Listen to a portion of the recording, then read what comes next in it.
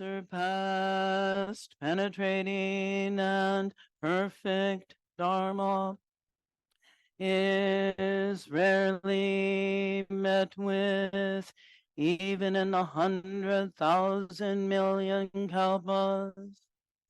Having it to see and listen to remember and accept, I vow to taste the truth of the Tathagata's words. Good morning. Thank you for coming this morning to Green Gulch. It matters a lot to us. So I want to begin this morning by sharing with you how sad I am feeling these days. It's probably a feeling that is shared by many of you as well.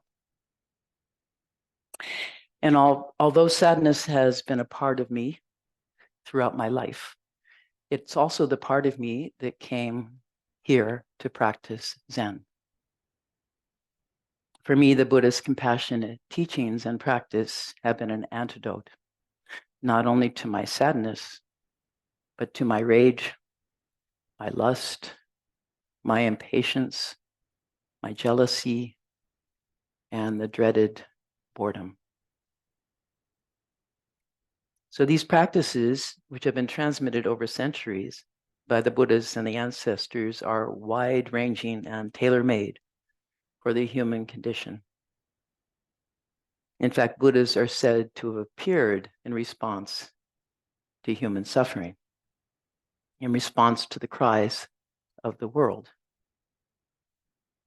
So I want to share a short example of such a compassionate teaching with you this morning called the loving kindness meditation. We chant this once a week here at Green Gulch, and itself is an adaptation of a longer teaching called the Metta Sutta. Metta meaning in Sanskrit something like friendship. Just like that Carole King compassionate anthem, you've got a friend. Loving kindness meditation. This is what should be accomplished by the one who is wise, who seeks the good and has obtained peace. Let one be strenuous, upright, and sincere, without pride, easily contented and joyous. Let one not be submerged by the things of the world. Let one not take upon oneself the burden of riches. Let one's senses be controlled. Let one be wise, but not puffed up. And let one not desire great possessions, even for one's family. Let one do nothing that is mean or that the wise would reprove. May all beings be happy. May they be joyous and live in safety.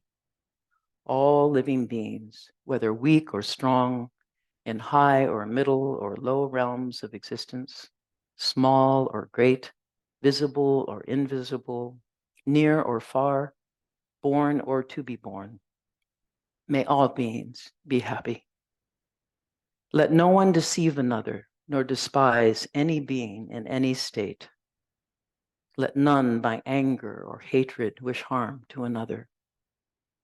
Even as a mother at the risk of her life watches over and protects her only child, so with a boundless mind should one cherish all living things, suffusing love over the entire world, above, below, and all around, without limit. So let one cultivate an infinite goodwill toward the whole world, standing or walking, sitting or lying down, during all one's waking hours. Let one practice the way with gratitude, not holding to fixed views, endowed with insight, freed from sense appetites. One who achieves the way will be freed from the duality of birth and death. So I would propose that this teaching is at the heart of what matters most to us as human beings, friendship. And for the Buddha, being a friend to all beings is awakening itself, is the mother risking her own life to watch over and protect her only child. I don't imagine that any of you is unaware of the predators of hatred and violence that are stalking about in every corner of the world as we're sitting here peacefully together at Green Gulch Farm. The sadness I mentioned earlier comes from my own awareness of that, not only what's happening today, but throughout my entire time here on Earth.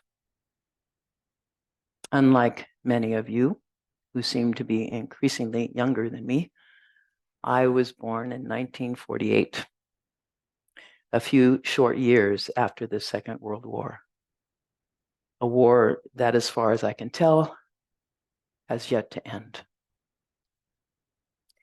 When I think back on how I found my way here to this room and to this conversation about loving kindness, it is exactly because of war and because of stealing and lying and sexual abuse, hoarding and hating, that a pathway appeared for me to follow.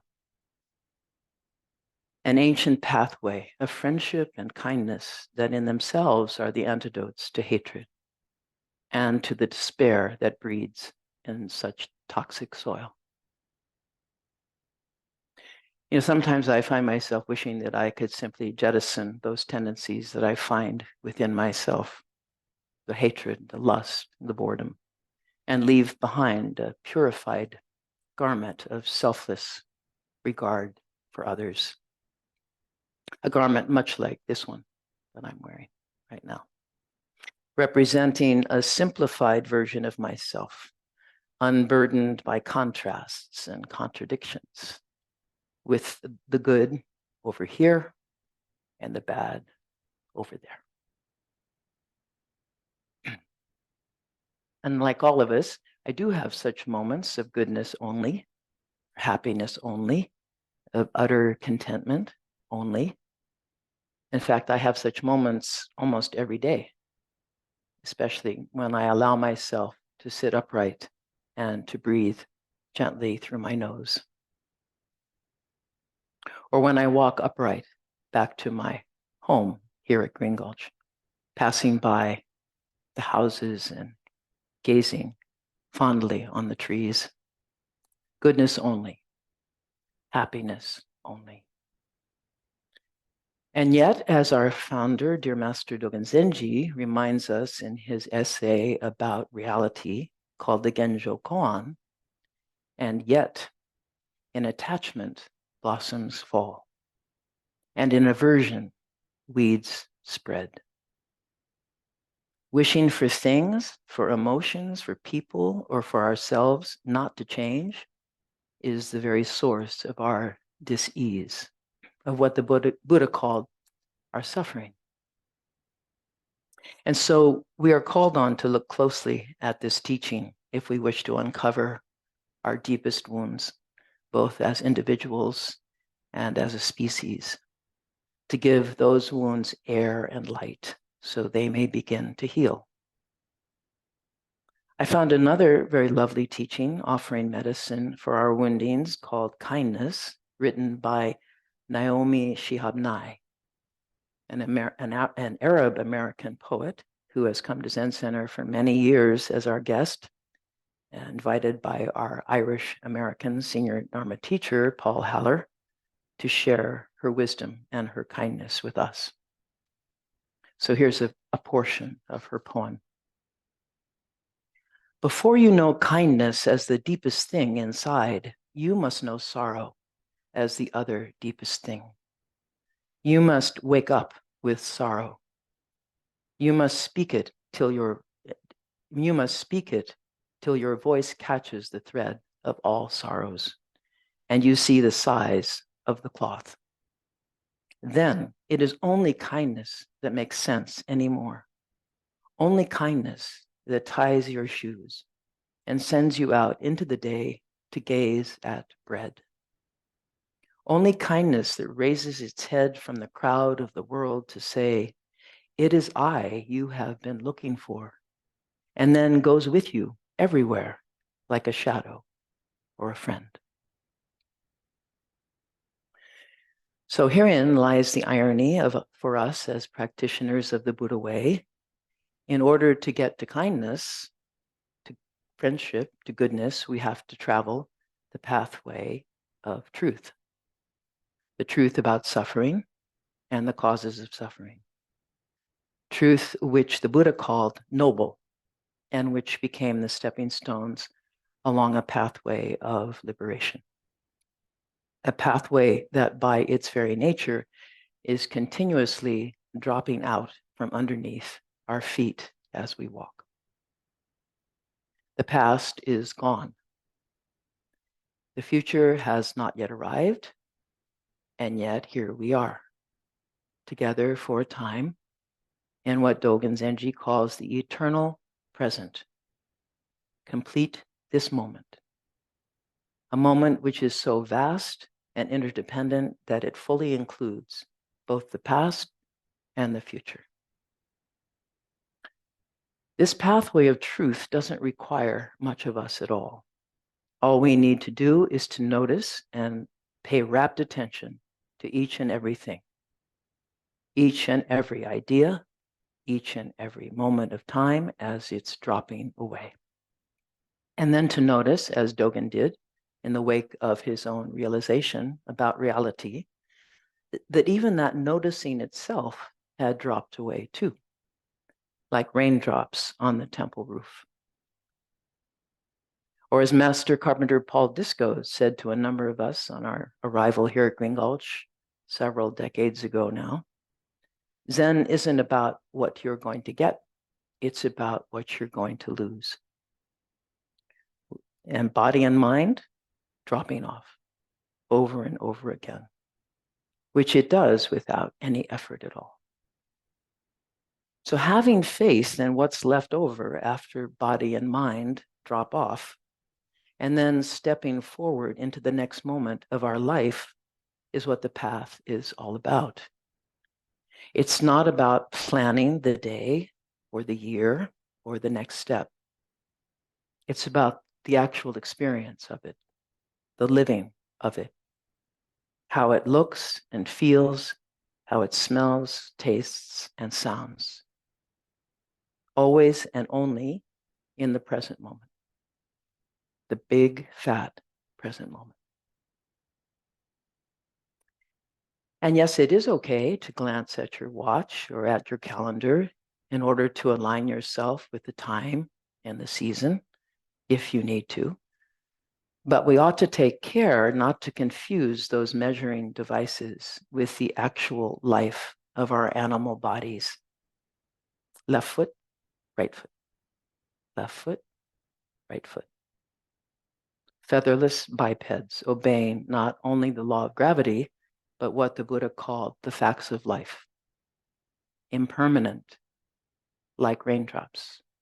Selfless, like water flowing. And suffering from some unquenchable thirst. These teachings, especially the facts of life, can be initially very unsettling to our carefully constructed worlds of safety and equilibrium. We can become quite frightened when the world seems to be falling apart again and again. Summer, gone. Fall, gone. Winter is coming. There's a story that I told recently about my own effort to walk the pathway, a story that took place many years ago now, gone. And yet I can remember something about a particular hour of that particular day that still has meaning for me, like a well-worn signpost that once helped me to find my way. Following several years of practicing at Tassajara, I had returned to the city center where I hit a particularly big, rough spot in my effort at transforming my life, especially at transforming my own behavior in response to the world. Behaviors arising from irritation, from lust, and from boredom. Those very forces which in my life had repeatedly sent me down a wrong path. What I was failing to recognize, however, as the Buddha had, was that my behavior was a response to the workings of my own mind, that it was autoimmune disease. I think we all know the word projection by now, which pretty much summarizes the Buddha's primary insight. Our life is a creation of our mind. It's a teaching from the Dhammapada, an ancient set of verses attributed to the Buddha. What we are today comes from our thoughts of yesterday. Our present thoughts build our life of tomorrow. Our life is a creation of our mind. He beat me. She robbed me. They cheated me. He hurt me. Those who think such thoughts will not be free from hate. He beat me. She robbed me. They cheated me. He hurt me. Those who think not such thoughts will be free from hate. For hate is not conquered by hate. Hate is conquered by not hating. Those who know this do not fight against each other. So then back to my story. So one morning, as I was passing through the hallway of the Zen Center, I encountered an old friend, Brother David Stendel-Rost, who's a Benedictine monk. And he happened to be visiting that day, as he often did. And as soon as I saw him in his monk's robes with his kind face, I started to cry. I told him about my longing to be happy and that somehow I had lost my way.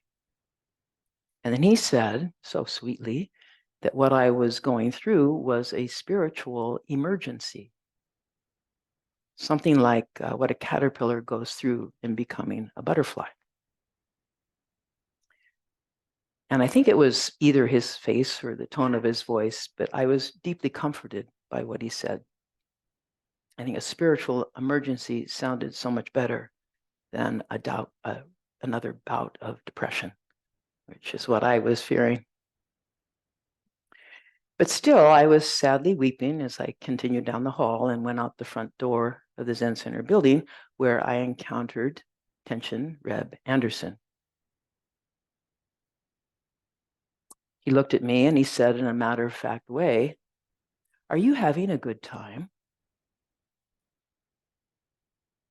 So I confess that this seemingly crazy question made me start to laugh. It was just so absurd. Can't you see that I'm crying, Reb? And yet somehow the laughter that erupted from inside of me had transformed the tears of sadness into tears of joy. The joy that comes with a moment of understanding, understanding how it is to be a human being. I could see in that moment that joy and sorrow are two sides of a balancing scale, or two sides of the same coin. As are light and dark, up and down, left and right, me and you. Nothing whatsoever separating the two sides except for the workings of the human mind, which can't help but pivot from one side to the other, ceaselessly. The Zen ancestors were not trying to get it right, to find the right side. They were just trying to break us loose, to help us rebalance the scales again and again. Left foot, right foot. Left foot, right foot. As one whole body walking upright and mindfully along the path. For the rebalancing that I am talking about today, from hating to not hating, craving to not craving, from ignorance to wisdom, we will each need the kind of support and encouragement that I have been so fortunate to receive from all of my comrades here at the Zen Center, and from all of you who join us, as you are today, in our mission to benefit all beings. The reason I turned to the loving kindness meditation for support in giving the talk this morning is that it speaks directly to the heart of human suffering. You know, the words are in plain speak, familiar and heartfelt. I had a very similar appreciation of plain talk this past week while watching the PBS special by Ken Burns on country music, which if you haven't seen, please do. Absolutely wonderful. And as one of the musicians said, all you need to write a country song is 3 chords and a good story. So as you all know, country music stories are crafted to hit home, which is right here, right where our feelings are being born. Our love and our loss, our joy and sorrow, our avarice, our generosity, our mercy, our cruelty, our life and our death. The loving kindness meditation is kind of like that too, a country song that we can share with our kids about how to live a life of wisdom, goodness, and nonviolence. And it tells us how to do that, how to be upright, strenuous, and sincere, without pride, easily contented, and joyous. And the how has several parts, of course, given what a complicated set of problems we humans have fabricated for ourselves. The first part tells us not to be submerged by the things of the world, to not take upon ourselves the burden of riches. I think this is a tricky one for those of us in this highly materialized world.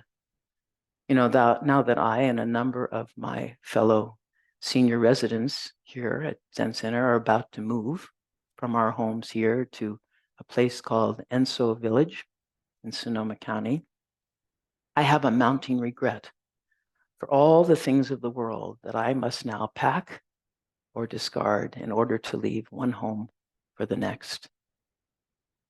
Which brings to mind another story that I read long ago about the Bushmen in Africa who for millennia beyond number had traveled through their arid homeland following the sound of the thunder which signaled the arrival of the rains. When other humans arrived in their land, they built houses out of cinder blocks. They put stuff in those houses and they told the Bushmen to live there, which they did. And their simple wandering life simply vanished. So the next part of this meditation instructs us to control our senses, to be wise and not puffed up, and to do nothing that is mean or that the wise would reprove. These are very few words and easy to say, but will probably take most of our lifetime in order to accomplish. For example, controlling our senses invites us to carefully attend to those behaviors that pop up when our sense organs are stimulated. To notice what happens to us when we smell roasting turkey in the oven, or see a beautiful blue Tesla zooming past us on the freeway, or even more so when our dear friends and faraway neighbors are being harmed. Although controlling isn't quite the right word, it does encourage care and thoughtfulness. I think I found a better word. I was looking around. I found the word prudence, kind of old-fashioned word, which carries with it these values of common sense, discretion, wisdom, good judgment, forethought, thrift, and a wise restraint. The text also mentions doing nothing that is mean or that the wise would reprove. And I also find this one to be particularly tricky, given our human tendency to sneak around when we are compelled to do things that are not so nice. Another of the stories that I appreciate knowing from the old wisdom teachings is about this very tendency. This story is one of the Jataka tales, which are the Buddhist versions of country songs. They carry a moral message, especially directed to our young. Each of the Jataka tales, of which there are many, recounts a time that the Buddha to be appeared in the world as a seeker, endeavoring to do good to avoid evil, and to benefit all beings. Sometimes appearing as an animal, such as a deer, a monkey, or an elephant, sometimes as a kindly human, who often gave their own lives to save the lives of others. These virtuous and courageous beings came to be known as bodhisattvas, awakening beings. So Jataka tale includes an extensive cast of characters who get into all kinds of trouble, whereupon the bodhisattva intervenes to resolve the problems and bring about a happy ending. The kind of stories that we liked when we were children and would probably like even more so right now. This particular Jataka tale speaks to this imperative to align our actions in the world with our core values. I am poor and weak, said the master one day to his students, but you are young and I teach you. It is therefore your duty to find the money which your old teacher needs to live. How can we do so? Asked the students. The people of this town are so little generous that it would be vain to ask them for help. My children, replied the master, there is a way to gain money, not by asking, but by taking. It would be no sin for us to steal, for we deserve money more than others do. But alas, I am too old and weak to do it myself. We are young and strong, replied the students. We can do it for you. In fact, there's nothing we wouldn't do for you, dear master. Only tell us how to act and we will obey. Young and strong as you are, it will be nothing for you to seize a rich man's purse, said the master. This is the way to do it. Choose a quiet spot where no one is watching.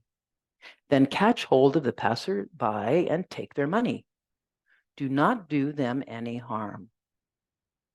Straight away we go, said all the students, except for one, who had been silent with his eyes cast downward. The teacher looked at this youth and said, my other students are courageous and eager to help me, but it seems as though you will do little to ease your teacher's suffering. Forgive me, master, the youth replied. The plan you have explained to us seems to me impossible, and that's the reason for my silence. Why is it impossible? The master asked. Because there is no place wherein no one is watching, replied the student. Even when I am quite alone, myself is watching. I would rather take a bowl and beg than allow myself to see me stealing. At these words, the master's face lit up with joy. He bowed deeply to the young student and then warmly embraced him. I am so happy, he said, that among my students, one has understood my teaching. The other students, seeing that their master had meant to test them, bent their heads in shame. From that day on, whenever an unworthy thought came into their minds, they remembered their companion's words. Myself is always watching. And thus they all became great teachers, helping many people and living happily ever after. So what I like about this story is how in such a simple way it points to the most inescapable and yet seemingly inobvious truth about our human lives. And that is that wherever I go, there I am. And again, as a meditation teacher myself, I propose that the best way to observe ourselves and all of our tendencies towards violations of our own sincere intentions towards kindness and goodness is through the simple practice of quiet sitting. Quiet sitting can open gateways to the realms of our senses, to the sounds and the colors, the textures and fragrances of this precious world. The rain on the roof, a campfire at the beach, a well-made tofu stew. But most importantly, it can open a gateway into an ever greater awareness of the workings of our own conscious minds. By attending to and caring for the things that appear in our minds, the thoughts and images, memories, feelings, impulses, and so on, we can begin to witness our usual tendency to try and control those things by manipulating them or grabbing a hold of them and believing them, or by trying to push them away. We can even notice at times that we are afraid of our own thoughts, or we're ashamed of them, and how strong the impulse is to do something, anything, as the old teacher told his students, to find a place where no one is watching. But if, on the other hand, we are willing to bear witness to our own thoughts and to the impulsive actions that come from them, we can begin to engage in the many teachings which call on us to slow it down, to reflect, and eventually to subdue our habitual, calculating, and at times immoral reactivity. So the next part of the loving kindness meditation reads like a prayer for the well-being of the world. May all beings be happy. May they be joyous and live in safety. All living beings, whether weak or strong, in high or middle or low realms of existence, small or great, visible or invisible, near or far, born or to be born, may all beings be happy. By not deceiving others or ourselves, by not acting out of anger or hatred, we discover within our own life an undiscovered country of boundless regard for all life, and a mind, our own mind, the mind of awakening, that suffuses love over the entire world, above, below, and all around, without limit. At the end of this meditation, we are given a brief review of how to practice in such a way. Let one practice the way with gratitude, not holding to fixed views, endowed with insight, freed from sense appetites. One who achieves the way will be freed from the duality of birth and death. So as we leave this room in a little while and move back out to our places in the world, to our homes, offices, to the shops and the playgrounds, please remember that troubles are nothing new for the human race. And therefore our ancestors, both new and old, out of nothing at all, conjured up country songs for the relief of our sadness and our suffering, songs of loving kindness and of friendship to all beings. Like this one that I'm going to ask the elders of you among us to join me in singing. This is by Carole King. Steph, are you here? Steph, okay. Karina, okay, here we go. You've got a friend, okay. Steph, can you hit a pitch for us here? When you're down and troubled and you need some love and care, and nothing, no, nothing is going right. Close your eyes and think of me, and soon I will be there to brighten up even your darkest night. You just call out my name, and you know wherever I am, I'll come running to see you again. Winter, spring, summer, or fall, all you have to do is call, and I'll be there. Oh, yes, I will. You've got a friend. If the sky above you grows dark and full of clouds, and that old north wind begins to blow, keep your head together and call my name out loud. Soon you'll hear me knocking at your door.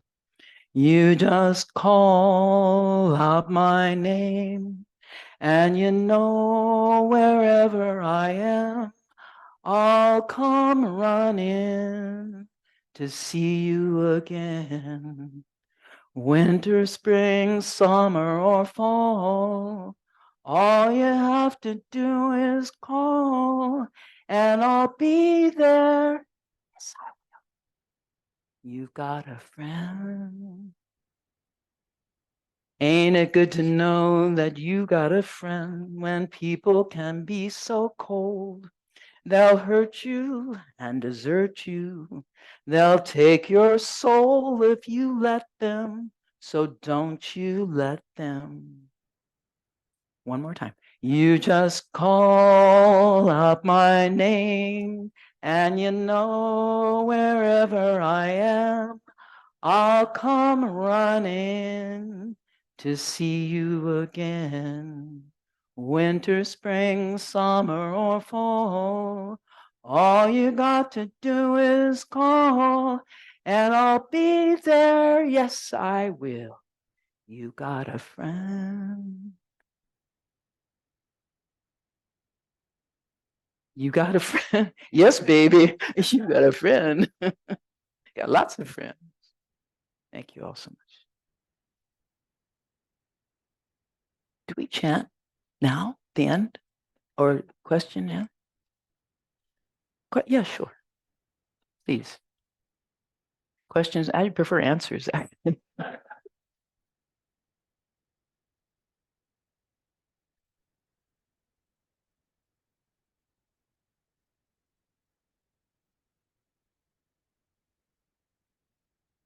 Just raise your hand. Everyone raise your hand. There we go. Take anyone. Just kidding.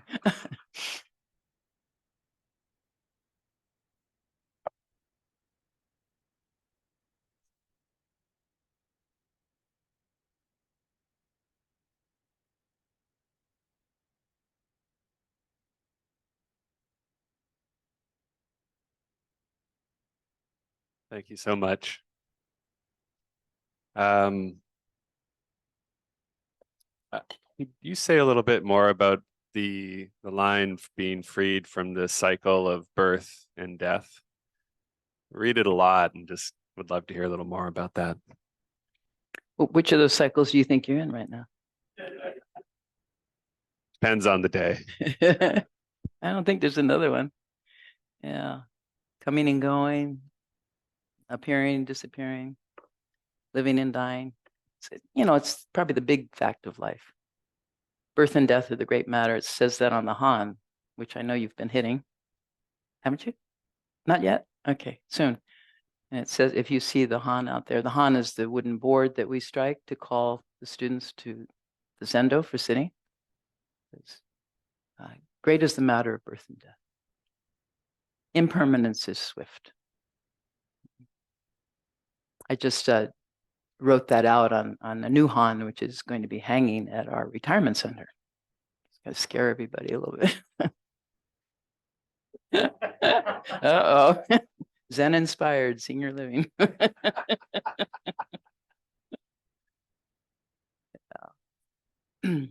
Anyway, it's just talk, right? We don't know. We don't know what being born was. We're not going to know what dying is. We don't know what right now is happening, right? We're just you're just making up stories to soothe each other. I think that's really the point. Comfort.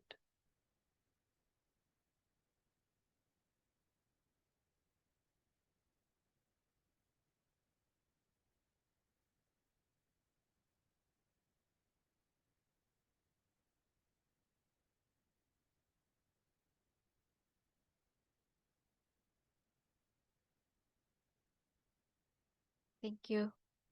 Terry asks, what if as a result of people dying and moving away, you do not have a friend as described in the song? Oh, well, that makes me even sadder. I think that's our pain. We don't think we have a friend, right? We think we're alone.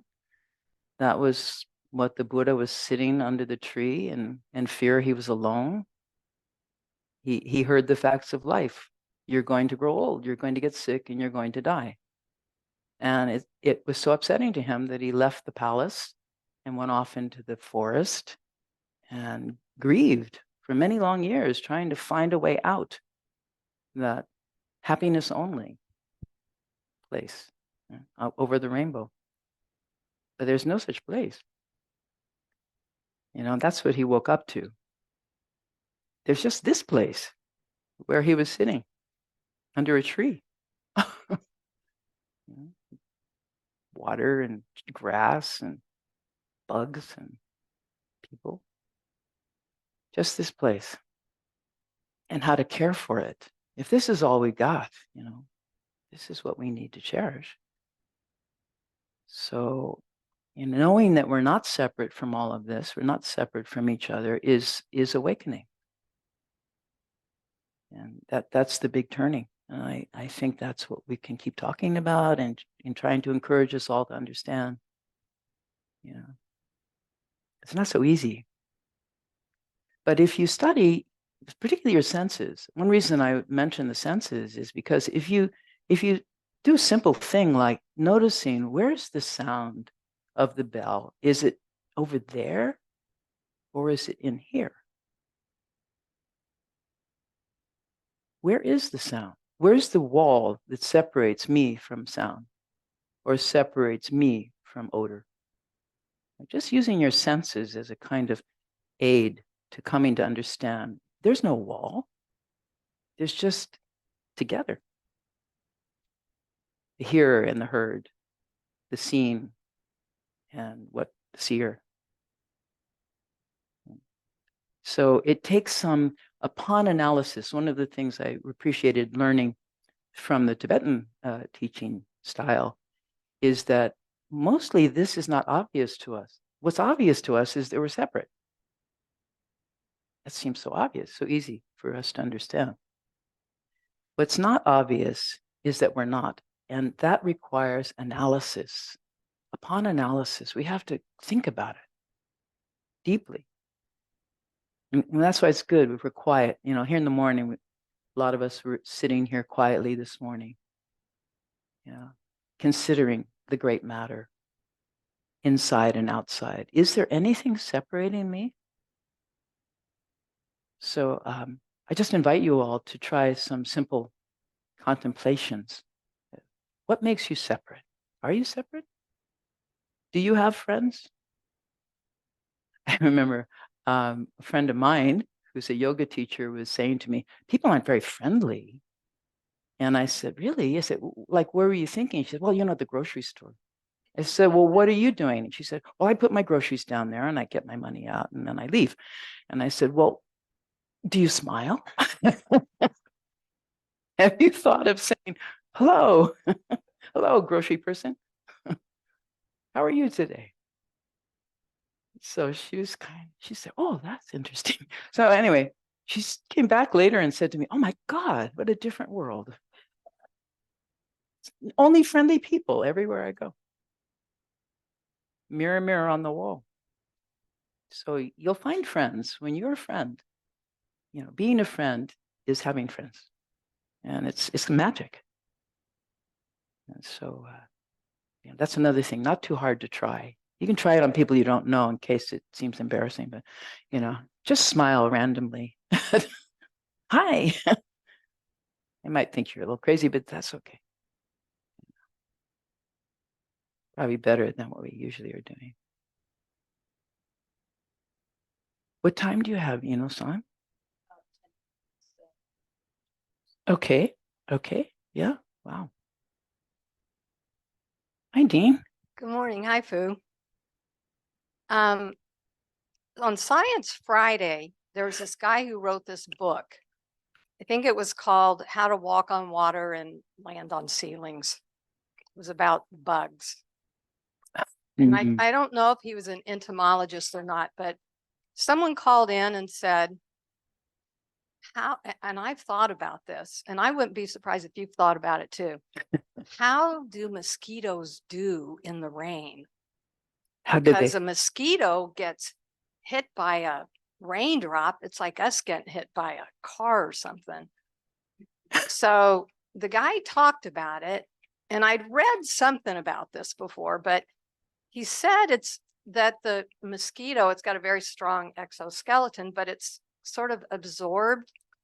It absorbs itself or becomes ensconced in the drop of rain, and then it moves on out of it, which I thought was really cool. And then he said it's kind of Zen-like. That's what it is. But it made me really happy. It made me really happy thinking about that. And I, sometime in the first, maybe not quite halfway through your talk, I started thinking about that, just moving into that drop of water that isn't going to be a big wall or a big car, and then moving through it. And I'd like to hear you talk, if you can, say a few things about your practice and how different words, your words about this in your practice, if you will. Homework. Okay, let me see. Well, when you were saying that, I was thinking about watching the surfers, you know, when that big thing comes.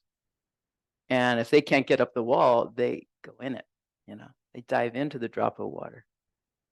And they come back out the other side, you know. So, yeah. And also I was thinking that while you were talking, I'm entering into this great mystery of you know, enveloping me in the sound of your voice and what you're saying, trying to find it and understand it. And, you know, so I'm in there, you know, in this dynamic relationship with you, which I would say, I don't, merged is a little weird, but kind of like that. We are one drop, you know, together, flowing. You know? And then I'm going to get out of the drop now. I'll let you get out of the drop. Well, not yet, soon. Yeah. So we come in and out of that, you know. I often say this, a funny idea that, you know, we're going to be together forever, like at marriage ceremonies. We'll always be together forever. And I thought, nobody wants to be together forever with anybody. It's like, let go of me. Got to go to work. You know, it's nice to come and go from our intimacies. Yeah. And so we really are these two funny things. We're independent and we're interdependent at the same time. Those are the two sides of the coin as well. We're walk alone. I walk alone with others. That's the joy of it. You know, the with others part. So, and then we, you know, we exit and enter from each other's bubble of awareness. Homo bulla est. Humans are bubbles of awareness. And like there's a bubble bath right now. And that's what I thought. Thanks, Dean.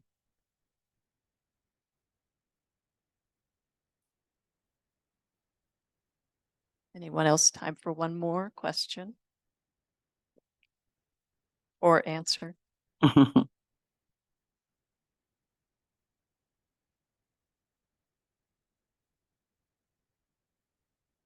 Forgive me, this is a beginner's question.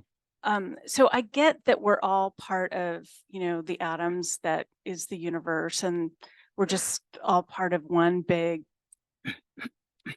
thing of being. But while we're this being, isn't any attempt to kind of intellectualize or however you do it to not feel suffering just kind of maybe a rationalization or a way to deal with that? I mean, because while we're this being, we are suffering, we do feel sadness, you know, and so we can spin it in such a way to escape from it or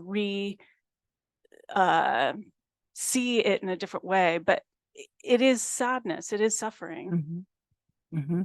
Yeah, you're right. That's the Buddha said. These four truths. The first one is there is suffering. It's the truth. You're absolutely right. There is suffering. And suffering has a cause. He said there's causal relationships because that's how we think. If you stop thinking,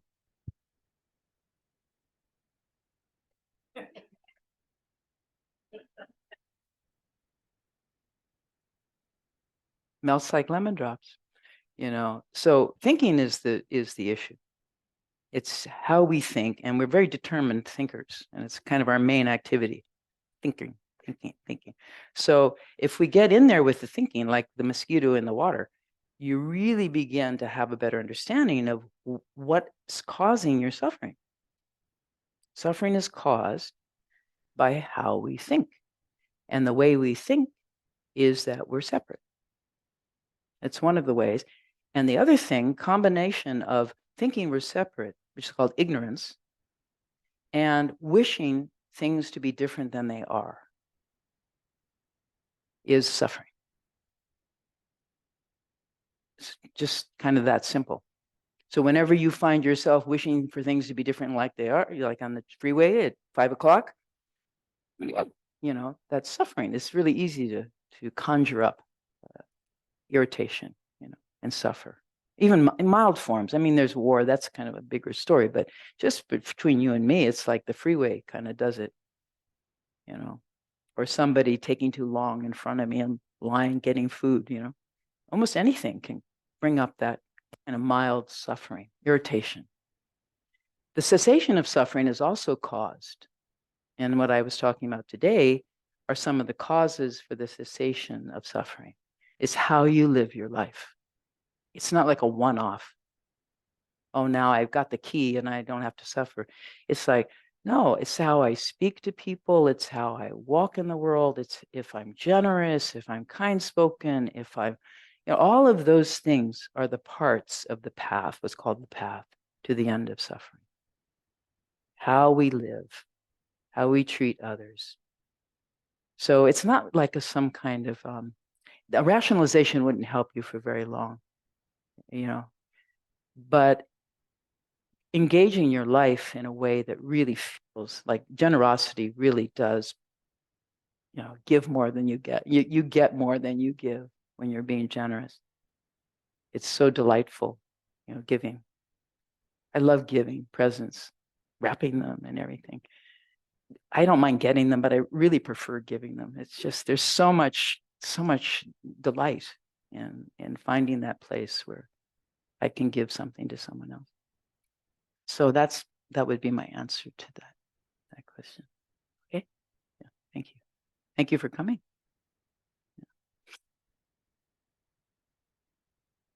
Okay.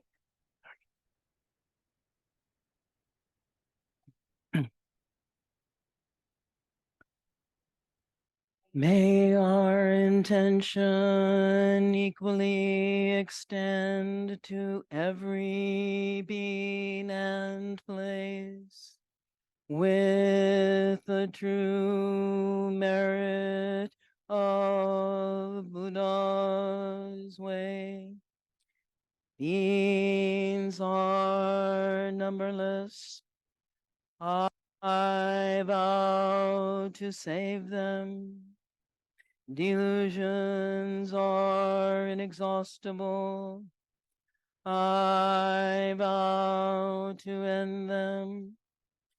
Dharma gates are boundless. I vow to end